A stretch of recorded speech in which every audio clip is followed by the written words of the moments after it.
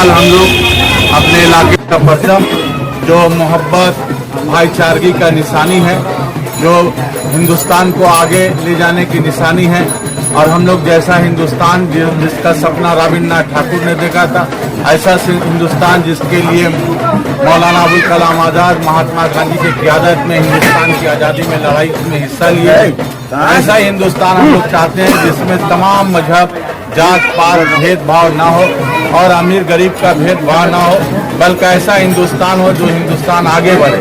लेकिन बीजेपी के लोग इस हिंदुस्तान का नक्शा दूसरे तरीका से बनाना चाहते हैं। बीजेपी के लोग हिंदुस्तान में नफरत की आबियारी करना चाहते हैं। बीजेपी के लोग हिंदुस्तान को टुकड़ा टुकड़ा करना चाहते हैं। बीजेपी के लोग हिंदू और मुसलमान को बांट देना चाहते हैं। बीजेपी के लोग इत्तेहाद और इत्तेफाक पर यकीन नहीं रखते, इसीलिए जात पात और मजहब के नाम पर लोगों को भेदभाव करना चाहते हैं। ऐसे मुल्क टूट जाएगा।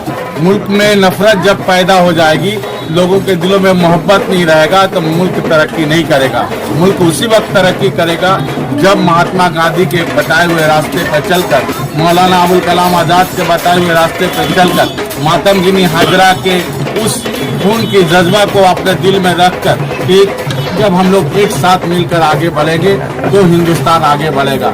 इसीलिए ममता बनर्जी का कहना है कि हम एक साथ नहीं चले बल्कि सबको लेके चले, और सबको लेके चलने का नाम ही ममता बनर्जी है। ऐसी तहरीक का नाम है ममता बनर्जी, जिस तहरीक में हिंदू और मुसलमान सभी शामिल हैं, और एक पार्टी है जो चाहती है कि सिर्फ एक मजहब के लोग रहे।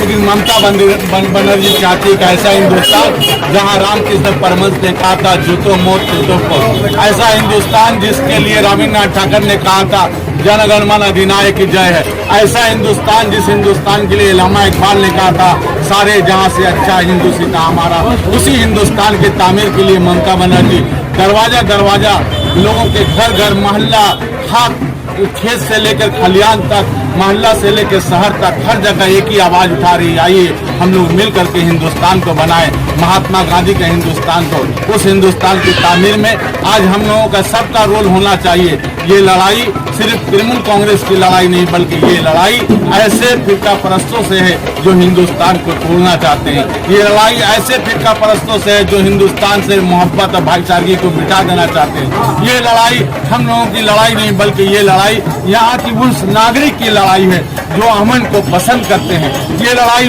उन लोगों की लड़ाई है जो जमहूरियत को पसंद करते हैं। ये लड़ाई ममता बनर्जी की लड़ाई नहीं, बल्कि हम सब की लड़ाई है। हाँ, ममता बनर्जी हम लोग का नायक जरूर है, ममता बनर्जी हम लोग के लीडर जरूर है, ममता बनर्जी हमारे लिए रास्ता जरूर निकाल रही है, लेकिन हम सबको मिल करके ममता बनर्जी की क़यादत को तस्लीम करते हुए साथ में एक साथ निकलकर हम लोग हिंदुस्तान की तामीर में हाथ बढ़ाएंगे।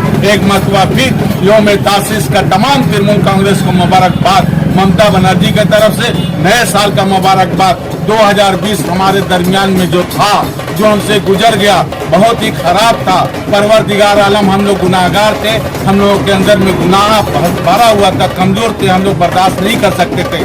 फिर भी परवरदिगार आलम हम लोग की दुआओं को कबूल फरमाया।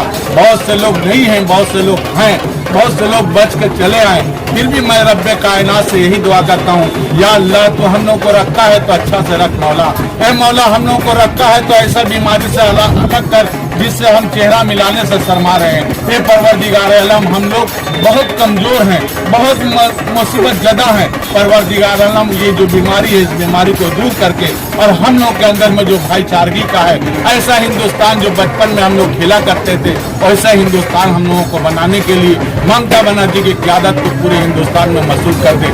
यही कर करके मैं तमाम लोगों को नए साल का मुबारकबाद पेश करते हुए मौलाना आजाद के तस्वीर पर हम और अशफाक साहब माला पेश करके हम उनको साझा की।